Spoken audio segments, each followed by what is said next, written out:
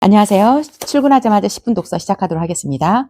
The effect was glorious. In the mellow, golden glow all about him, the rubies were here and there mirrored in the ducats, and their own love scent light was here and there glided by reflected images of the ducats on the walls. The rogue decided to light candles. This was even better than lamplight because the flickering made the ruby and gold reflection dance elastically. As Derek's heart beat with excitement. How utterly beautiful. If he could only share it with someone. He picked up his cane, climbed the stairs to the outside, and scampered into town. There he walked up and down the street, pretending to be interested in the contents of shop windows, loitered on corners, saying hello to whoever passed by and knowing that he could not tell anybody what he wanted so much to tell. It had to be a secret. If it had to be a secret, it might as well get the most out of having one.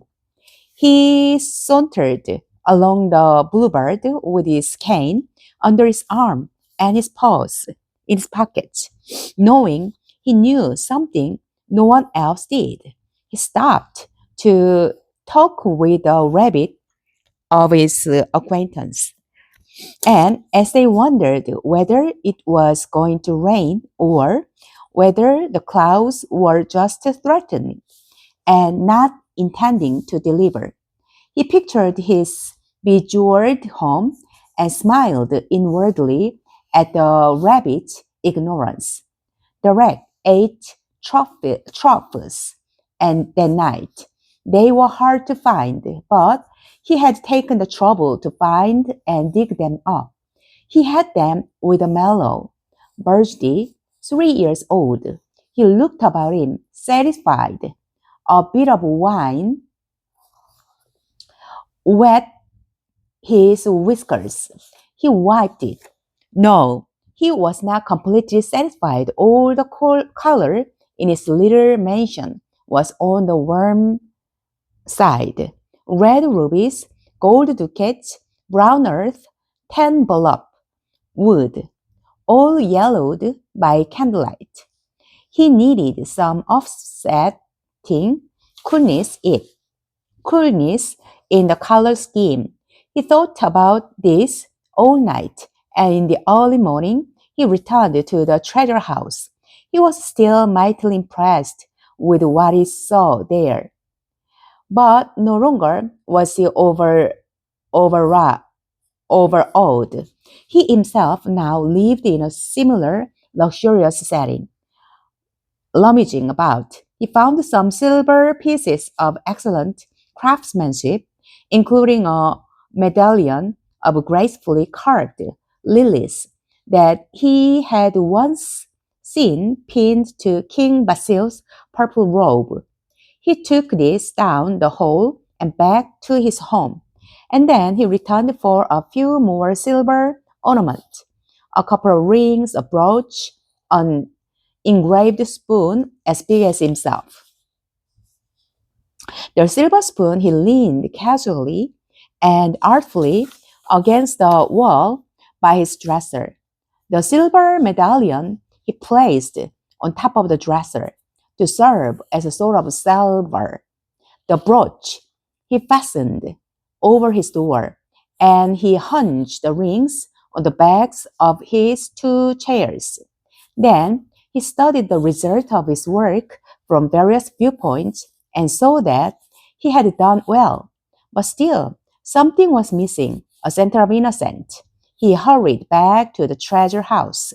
There, lifting a velvet covering, he discovered the Kallikak diamond. Its grandeur stunned him. Now that he had seen it, his own home seemed poorer.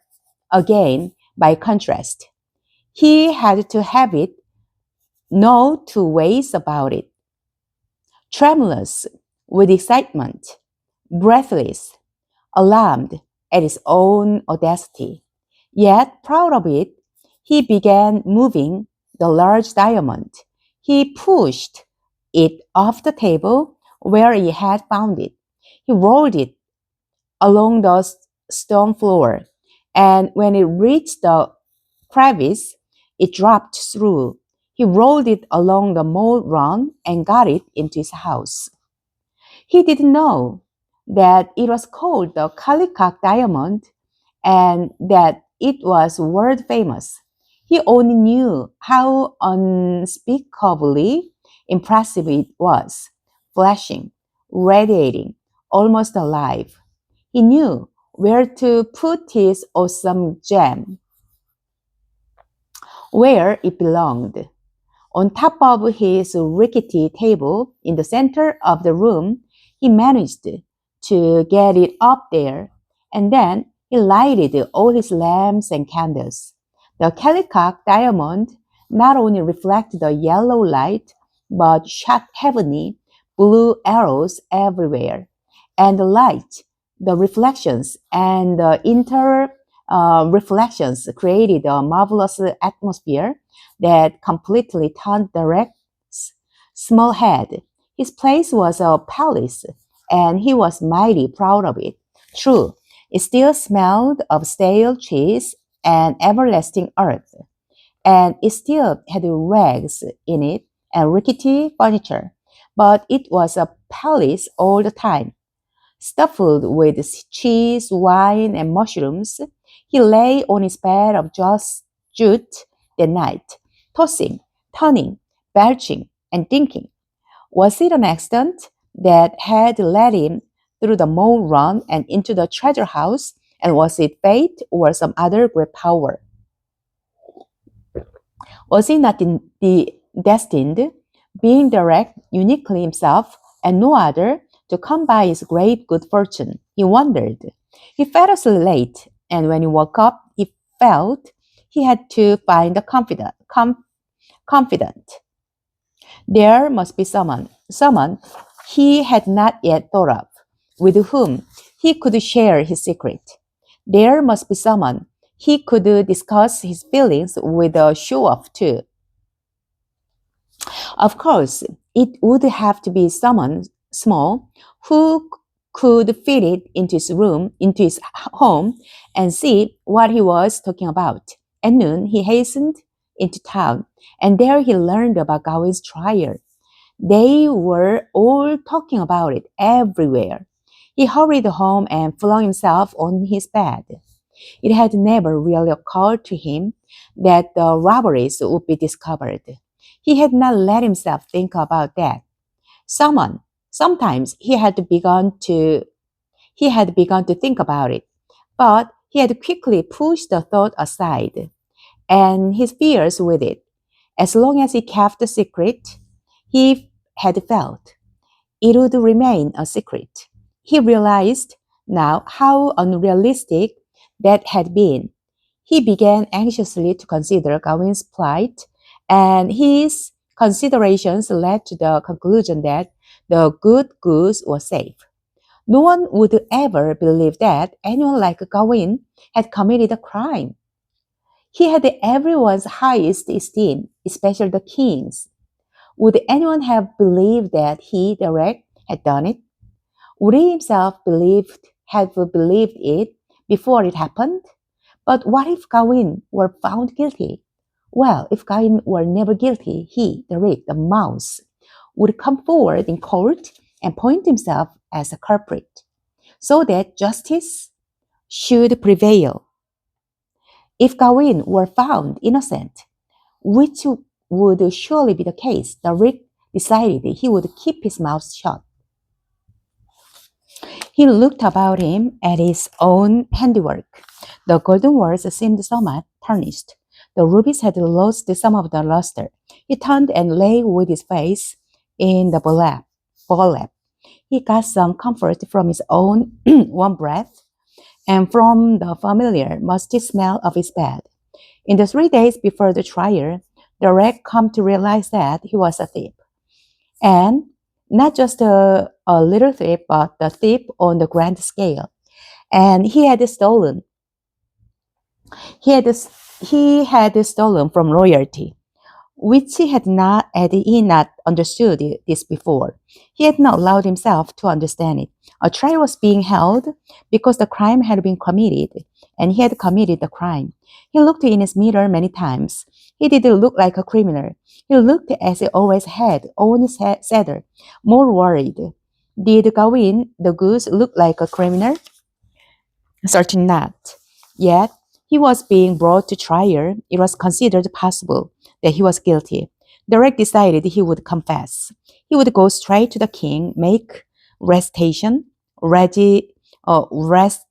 restitution, and take his punishment. Punishment? What punishment? Hanging in the public square, whipping, years in a various prison on a diet of stale bread and water? Banishment from the kingdom? The loss of king's affection? No, he would not confess. He would confess only if absolutely necessary, only if Gawain were found guilty. And that wouldn't happen.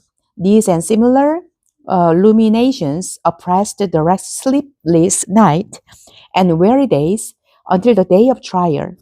At the trial, he could hardly believe what was happening. He sat in the corner of the bench alongside the rump of Uriah the pig, clasping his hands together, biting his nails, staring.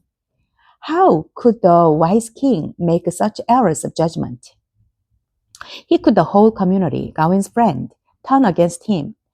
Even if he were guilty, were they not still his friends? What kind of friendship were they showing? Why didn't Gawain speak up more, defend himself? Why did he only assert his innocence instead of arguing his case? Derek was convinced that if Gawain hadn't flown out the window, he would finally have come forward and ended the joke, the stupid injustice, by confessing. He had to think that. He shambled home on weak legs and sat down at his rickety table with his head against the Calicut diamond. Though thoroughly depressed, he was not unmindful of the sensation of the hard, smooth, cool diamond against his soft, furry brow. He wished he could go back in time to the turning point, the moment inside the treasury when he was smitten with envy of king's wealth. If history could be unwound and he were there again, he would consider the consequences and he wouldn't steal. Instead, he would go straight to the king, report the existence of crevice between the two stones in floor so that it could be cemented, and he would be rewarded in some way, even gain a pleasant prominence in the community. Why had he wanted to be rich or feel rich? Was he unhappy mouse before? Wasn't he see the king himself, often looking sad? Was anyone completely happy? Well, Gawain had escaped. He was not being punished. The wreck had at least that to be thankful for. He decided to cheer himself up with some music. He got his zither and sat down to play. A few times he strummed lightly on the strings. His plectrum fell from his fingers. He was overpowered by misery. Weeks passed.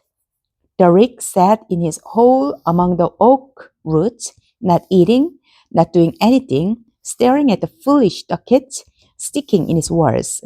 Sometimes he lay like a corpse on his bulwark bed, and whenever he was unable to abide his own company a second longer, he went into town. His friends aside, he looked unwell and ought to see a good doctor. He kept hearing that the king's scouts were searching for Gawain all over the forest on the other side of the lake, superb, where he had disappeared. At home, He began wondering about Gawain again. Wherever he was he happy? Derek hadn't faced his question. Now it was plain that he couldn't possibly be happy. Would anyone, any innocent creature, be who had been condemned by society and forced to flee like a criminal? Of course not. He was somewhere all by himself, hurt and in hiding. Derek thought of a scheme to clear the goose name. He would go on stealing. Then they would realize that they had been mistaken about Gawain. In the next few days, he went back to the treasury and stole at random gems, medals, money, whatever, and piled the things up in his home. In town, he soon learned that the new theft had been discovered and that there was no one to blame now because only King Basil had keys. It was a mystery. But at last everyone knew for certain that Gawain was innocent and had suffered a great injustice. They all went about with their heads hanging in the shame. The king was devastated. All he could do was scowl at his prime minister, offer a large reward for whoever discovered the real thief, and the forces combing the woods for Gawain.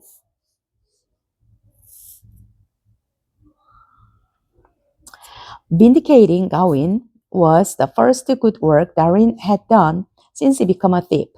It eased his misery, but only briefly.